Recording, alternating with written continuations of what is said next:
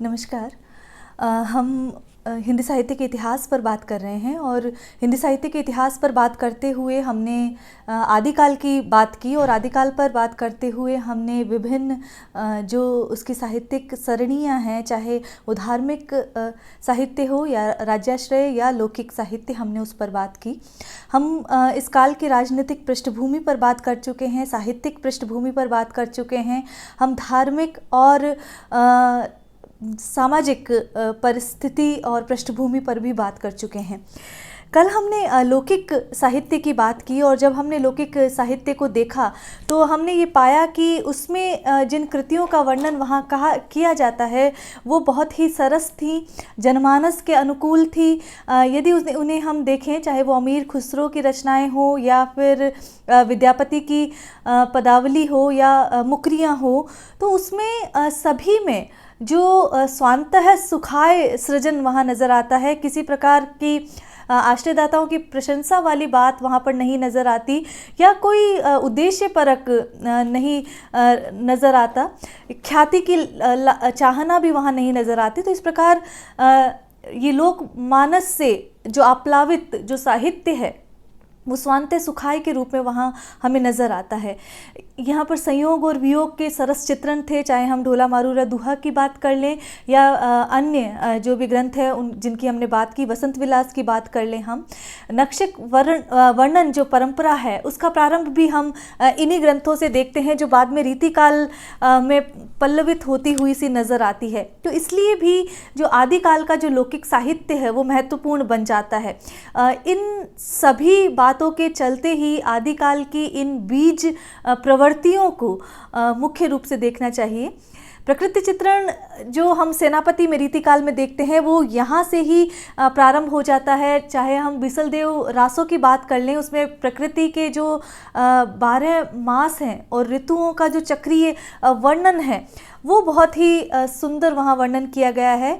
विरह की जो तमाम दशाएं हैं, जो 10 दशाएं मानी जाती है, उनका चित्रण वो करते हैं और जो विरह वर्णन है उसमें ये जो प्रकृति चित्रण है वो बहुत अधिक एक तरह से 4 चांद लगा देता है। तो वो वाली बात आ जाती है। वसंत विलास में भी यही बात मिलती है। ये सारी बातें हमने कल देखी। देखिए, लोक काव्य की बात आती है तो एक बात और है कि उसमें गेयता पाई जाती है और वो संगीतात्मकता के गुणों से युक्त होता है। तो इस दृष्टि से भी वो महत्वपूर्ण काव्य हो जाता है। तो ये सारी बातें लौकिक काव्य की बात थी। देखिए, कुछ लोग कह सकते हैं कि हमने राउल बेल और यदि हम बात करें वर्ण रत्नाकर, तो इनकी बात क्यों नहीं की, क्योंकि ये भी तो हैं तो लौकिक काव्य। इनकी बात इसलिए हमने छोड़ी क्योंकि हम इन्हें गद्य रचनाएं कह रहे हैं। हालांकि लौकिक रचनाएं हैं, लेकिन गद्य रचनाओं की श्रेणी में हम इनका अध्ययन अलग आज करना चाहते हैं। तो लौकिक काव्य की ही श्रेणी में कीर्तिलता की ही तरह यदि आदिकालीन साहित्य में यदि हम देखें तो कुछ और गद्य के भी प्रयास वहाँ पर नज़र आते हैं और उसमें राउल बेल एक महत्वपूर्ण कृति है, शिलांकित कृति है। शिला पर अंकित जो कृति है वो राउल बेल है। और इसमें जो हिंदी के जो प्रारंभिक गद्य के दर्शन यदि हम देखें और गद्य के विकास की परंपरा यदि हम देखें, हम देखते हैं हिंदी भाषा का जो गद्य है वो तो 19वीं शताब्दी में परिष्कृत और परिमार्जित होता है। लेकिन प्रारंभिक गद्य के दर्शन कहाँ से मिलते हैं, तो वो राउल बेल उसमें शामिल किया जा सकता है। यदि हम देखें तो ये गद्य पद्य मिश्रित जो चंपू काव्य कृति है, आपके जो वाक्यांश के लिए एक शब्द में अक्सर पूछ लिया जाता है कि गद्य पद्य मिश्रित रचना को क्या कहा जाता है, तो वो चंपू काव्य कहा जाता है और उस श्रेणी में राउल बेल को रखा जाता है। इसके रचयिता जो हैं रोड़ा नामक जो कवि हैं वो माने जाते हैं और जो विद्वान हैं, जो आलोचक हैं, वो इसका रचना काल 10वीं शताब्दी के आसपास बताते हैं। तो इसकी रचना राउल जो नायिका है, जो इसकी जो केंद्र में जो नायिका है वो राउल है और वो नायिका के नक्षिक वर्णन का उल्लेख यहाँ पर इसमें किया गया है। और जो प्रारंभ है इस ग्रंथ का, उसमें जो नायिका के सौंदर्य का जो वर्णन पद्य में करता है कवि और उसके बाद गद्य का प्रयोग करता है। तो यदि हम यूँ कहें कि हिंदी कविता में और हिंदी साहित्य में नक्शिक वर्णन की जो परंपरा है वो राउल से प्रारंभ होती हुई दिखाई देती है, तो ये कोई अतिशयोक्ति नहीं होगी। तो हिंदी साहित्य में जो परवर्ती कालखंड है वहाँ जो परंपरा श्रृंगार की उच्च पर दिखाई देती है, वो जो नक्शिक परंपरा है वो राउल में दिखाई देती है। यदि इसकी भाषा की बात करें तो इसकी भाषा में जो आलोचक हैं और जिन्होंने अध्ययन किया है वो ये कहते हैं कि हिंदी की जो 7 बोलियां हैं उसके शब्द इसमें पाए जाते हैं, और जिसमें भी यदि हम देखें तो राजस्थानी का प्राधान्य, उसकी अधिकता वहाँ पर नज़र आती है। तो मुख्य जो विषय है वो श्रृंगार है, विरह वर्णन बहुत तन्मयता से कवि करते हैं इसमें, और उसके जो सहज सौंदर्य का जो चित्रण है, उसकी भाव दशा का जो चित्रण है, उसकी मनोदशा का जो चित्रण है, वो सारा चित्रण रोड़ा ने इस काव्य में किया है। तो इस दृष्टि से ये जो शिलांकित कृति है वो महत्वपूर्ण हो जाती है। यदि हम कुछ तथ्य देखें तो इस शिलांकित कृति का पाठ मुंबई के जो प्रिंस ऑफ वेल्स संग्रहालय से उपलब्ध कराकर प्रकाशित कराया गया है। तो ये एक बात ध्यान रखने योग्य है, इसे ध्यान रखा जाना चाहिए। ये काव्य शिलालेख के रूप में प्राप्त होता है, ये बात भी ध्यान रखनी चाहिए। और चंपू काव्य है। तो जब हम लौकिक काव्य की बात करते हैं, कल के ही एडिशन में ये बात आप ध्यान रखें कि जब हम लौकिक काव्य की बात करते हैं तो उसमें जो राउल कृति है वो चंपू काव्य के रूप में महत्वपूर्ण स्थान रखती है। दूसरी हम बात करते हैं उक्ति व्यक्ति प्रकरण की। देखिए, उक्ति व्यक्ति प्रकरण के रचयिता यदि हम देखें तो दामोदर शर्मा, पंडित दामोदर शर्मा इसके रचयिता हैं, और ये 12वीं शताब्दी का एक महत्वपूर्ण व्याकरण ग्रंथ है। ये बात आप ध्यान रखें कि 12वीं शताब्दी का महत्वपूर्ण व्याकरण ग्रंथ है। तो व्याकरण की जो सर्जना है, व्याकरण की उपलब्धता है, वो हमें आदिकाल में मिलती है, और इसमें बनारस और उसके आसपास के जो प्रदेश हैं उसकी क्या सांस्कृतिक पृष्ठभूमि है और उसकी क्या भाषा रही होगी, इसका प्रभाव भी इस ग्रंथ पर देखा जा सकता है। यदि हम बात करें इसकी भाषा की तो तत्कालीन गद्य और पद्य की जो शैलियाँ हैं वो इसमें दृष्टिगोचर होती है। तत्सम का प्रयोग यहाँ पर देखा जाता है, और हिंदी भाषा के ऐतिहासिक अध्ययन में और विकासात्मक अध्ययन में ये ग्रंथ महत्वपूर्ण भूमिका निभाता है। तो यहाँ पर यदि हम देखें तो इस ग्रंथ के लिए यह भी कहा जाता है कि राजकुमारों को दीक्षा देने के लिए, शिक्षा देने के लिए ये ग्रंथ लिखा गया था, और ग्रंथकर्ता ने इस ग्रंथ की भाषा को अपभ्रंश कहा है। लेकिन यदि हम सुनीति कुमार चाटुर्य जो कि भाषा वैज्ञानिक हैं, उनके अध्ययन को यदि हम देखें तो वो कहते हैं कि इस ग्रंथ की भाषा कोसली है, जिसे अवधी कहा जाता है, वो इस ग्रंथ की भाषा ये बताते हैं। तो बहुत सारी बोलियों का मिश्रण है। सुनीति कुमार चाटुर्य का जो कथन है उसका मैं उल्लेख करना चाहूँगी कि उक्ति व्यक्ति प्रकरण एक महत्वपूर्ण व्याकरण ग्रंथ है। इसमें बनारस और आसपास के प्रदेशों की संस्कृति और भाषा आदि पर अच्छा प्रकाश पड़ता है, और उस युग के काव्य रूपों के संबंध में भी थोड़ी बहुत जानकारी प्राप्त होती है। तो ये भी एक महत्वपूर्ण ग्रंथ है लौकिक साहित्य की जब हम बात करते हैं। फिर हम जो तीसरी रचना यहाँ पर आज लेंगे वो है वर्ण रत्नाकर। देखिए, वर्ण रत्नाकर की बात करना क्यों ज़रूरी है, क्योंकि यदि हम देखें तो ये भी लौकिक काव्य की श्रेणी में आता है, और इसके जो रचयिता हैं वो ज्योतिरेश्वर ठाकुर इसके रचयिता मिलते हैं। यदि हम जब वर्ण रत्नाकर की बात करते हैं, और मैथिली हिंदी में रचा गया ये एक महत्वपूर्ण ग्रंथ है, और मैथिल कवि ज्योतिरेश्वर हैं इसके। हजारी प्रसाद द्विवेदी का यदि मत माने तो वो कहते हैं कि इसकी सर्जना जो है, इसका रचाव जो है वो 14वीं शताब्दी में हुआ होगा, वो ये बताते हैं। और यदि इस ग्रंथ के बारे में देखें तो ये एक शब्दकोश के जैसा ग्रंथ है, शब्दकोश नुमा ग्रंथ है, और लेकिन इसमें सौंदर्य, ग्राहिणी, जो प्रतिभा है वो भी दिखाई देती है। इस प्रकार श्रृंगार वहाँ पर भी दिखाई देता है।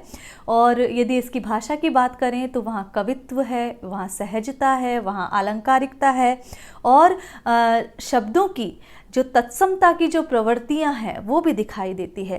तो इस प्रकार हम कह सकते हैं कि हिंदी गद्य के विकास में यदि राउलवेल प्रारंभिक कृति है तो वर्ण रत्नाकर का योगदान भी कुछ कम नहीं है। तो ये गद्य रचनाएं थी जिनका हमने बात किया, जो लौकिक साहित्य की श्रेणी में रखी जा सकती है। और यदि हम वर्ण रत्नाकर की और बात करें तो इसमें 8 कल्लोल हैं। 8 कल्लोलों में ये विभक्त है, जिसमें नगर वर्णन, नायिका वर्णन की बात की गई है, आख्यान वर्णन, ऋतु वर्णन, ये सारी चीज़ें इसमें रखी गई है। तो ये बात ध्यान रखने की है। यदि हम इन ग्रंथों के अतिरिक्त भी देखें तो हेमचंद्र का जो शब्दानुशासन है और पंडित सोमप्रभ सूरीकृत जो ग्रंथ है कुमारपाल प्रतिरोध और जैनाचार्य मेरुतुंग का प्रबंध चिंतामणि, ये ग्रंथ भी वे ग्रंथ है जिसमें आदिकाल के गद्य और पद्य के दर्शन जो है हमें पहल होते हैं। तो इस दृष्टि से यदि हम देखें तो आदिकाल की जो साहित्यिक प्रवृत्तियां हैं वो हर दृष्टि से महत्वपूर्ण रही हैं, क्योंकि ये जो परवर्ती जो कालखंड हैं उसके लिए उनके लिए एक आधार भूमि वहाँ पर तैयार करती हैं। तो इस दृष्टि से यदि हम देखें तो समूचा जो आदिकाल है वो भाषा, साहित्य और विविध प्रवृत्तियों की दृष्टि से, बीज प्रवृत्तियों की दृष्टि से पर्याप्त संपन्न दिखाई देता है।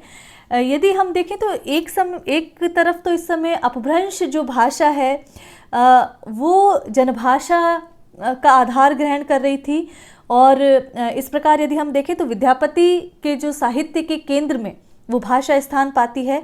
तो यदि हम दूसरी ओर देखें तो जो रासो साहित्य है, जो वीरगाथात्मक साहित्य है, वहाँ पर जो लौकिक काव्य है और लौकिक काव्य भाषा जो है वो स्थान पाती है और वहाँ डिंगल और पिंगल का प्रयोग हमें पहल दिखाई देता है। तो इस समय की जो भाषा, मुख्यतः आदिकाल की जो भाषा हम देखते हैं उसमें जनता से, लोक के साथ तो निकटता दिखाई देती है और संस्कृत की ओर भी झुकाव और पद्यमयता की प्रवृत्ति भी वहाँ पर परिलक्षित होती है। इसलिए हमने कहा था कि इस समय 3 भाषाएं, आप संस्कृत और प्राकृत, अपभ्रंश और जो हिंदी जनभाषा की ओर मुड़ती हुई दिखाई देती है, वो सब यहाँ पर दृष्टिगोचर होती है। तो यदि हम उक्ति व्यक्ति प्रकरण की बात करें तो ऐसे ग्रंथों से ये पता चलता है कि हिंदी व्याकरण की ओर भी ध्यान दिया जाने लगा था। राउलवेल और वर्ण रत्नाकर की बात करें तो गद्य पद्य दोनों की तरफ, दोनों मिश्रित रचनाएं यहाँ पर की जा रही थी और जो हिंदी गद्य है उसका प्रारंभिक रूप हमें यहाँ पर दिखाई देता है। यदि आदिकालीन पश्चिमी अपभ्रंश की बात करें तो राजस्तुति, श्रृंगारी काव्य और चरित काव्य यहाँ पर पहल मिलते हैं और बाद में ये परंपरा परवर्ती कालखंडों में हमें स्पष्ट परिलक्षित होती हुई दिखाई देती है। आदिकालीन भाषा को जब हम देखते हैं तो वो कठिन से लेकर सरलता की ओर वो निरंतर चलती हुई सी दिखाई देती है। तो ये एक महत्वपूर्ण बात है। यद्यपि आदिकाल की रचनाएं यदि हम देखें तो वहाँ इतिवृत्तात्मक ग्रंथ भी हैं, लंबे प्रबंध काव्य भी, बड़े प्रबंध काव्य भी लिखे गए हैं। तो वहीं पर यदि हम देखें तो मैथिल कोकिल जो विद्यापति है उनकी सरस पदावली भी मिलती है। तो दोनों ही प्रकार की रचनाएं वहाँ पर मिल रही हैं। और साथ ही जो राउलवेल सरीखे जो ग्रंथ है जो कि नक्शिक परंपरा की एक शुरुआत करते नज़र आते हैं, तो वैसे ग्रंथ भी मिलते हैं। तो साथ ही ढोला मारूरा दूहा भी मिलते हैं, वसंत विलास भी वहाँ मिलता है, फागु काव्य भी मिलता है, चरित वर्णन भी मिलता है, प्रकृति वर्णन भी मिलता है, षड ऋतु वर्णन भी मिलता है, 12 मासा वर्णन भी मिलता हुआ सा दिखाई देता है। तो इस प्रकार बहुत सारे प्रबंधात्मकता के साथ साथ बहुत सारे सरस चित्र भी हमें यहाँ दिखाई देते हैं। आला खंड बहुत पहले यहाँ पर दिखाई देता है। एक तरफ नाथों और सिद्धों की अक्खड़ता है, नीरसता है और दूसरी तरफ सरस काव्य धारा। तो ये सारी चीज़ें यहाँ पर मिलती है। देखिए, इस कालखंड में यदि हम डिंगल पिंगल की बात करें तो डिंगल और पिंगल क्या है? डिंगल यदि हम देखें तो जो राजस्थानी और अपभ्रंश के मिश्रण को डिंगल कहा है, और ब्रजभाषा और अपभ्रंश के मिश्रण को पिंगल काव्य कहा है। तो यदि हम ये कहें कि वीर रस का प्रयोग जहाँ पर अधिक किया गया है, जिस काव्य ग्रंथ में किया गया है, वहाँ डिंगल शैली अपनाई गई है, और जहाँ पर प्रेम की और श्रृंगार का प्राधान्य है वहाँ पर पिंगल शैली को अपनाया गया है।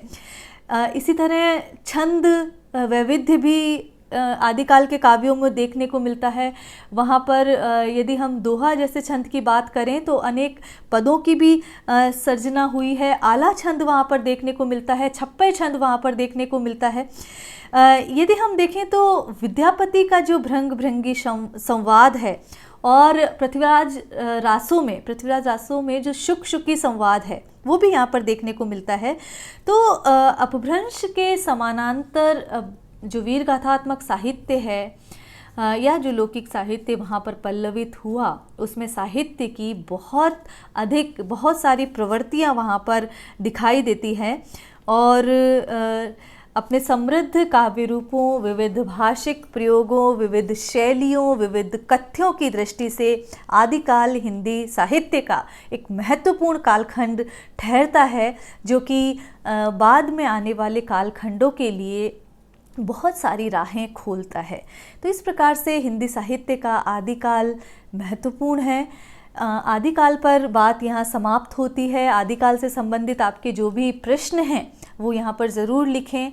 यदि मैं प्रथम वर्ष की बात करूँ तो आदिकाल का नामकरण, काल विभाजन और परिस्थितियाँ ये महत्वपूर्ण प्रश्न बनते हैं। साथ ही सिद्ध साहित्य, नाथ साहित्य, लौकिक साहित्य, रासो साहित्य, जैन साहित्य, इन पर अलग अलग समीक्षात्मक टिप्पणी लिखने हेतु भी प्रश्न आ सकते हैं। जो स्नातकोत्तर के विद्यार्थी हैं वो उन्हें तो आदिकाल को पूरा पढ़ना ही है, क्योंकि एक विस्तृत प्रश्न भी तैयार होता है आदिकाल की समस्याएं क्या रही हैं। तो नामकरण से जो समस्या शुरू होती है, काल विभाजन, फिर साहित्य, कौन सा साहित्य शामिल है, प्रामाणिकता का संदर्भ, बहुत सारी समस्याओं से आदिकाल जूझता हुआ नज़र आता है। तो वो महत्वपूर्ण प्रश्न बनते हैं। नेट और सेट की तैयारी आपकी तभी हो जाती है जब आप इसके हर बिंदु को भली भांति पढ़ते हैं। फिर भी मेरा प्रयास रहेगा कि आने वाली कक्षाओं में मैं बीच बीच में नेट संबंधी कुछ जो प्रश्न हैं वो मैं लेकर आऊँ, ताकि आपके लिए एक प्रश्नावली तैयार कर सकूँ और वो महत्वपूर्ण साबित हो आपके लिए। तो आज के लिए इतना ही। नमस्कार।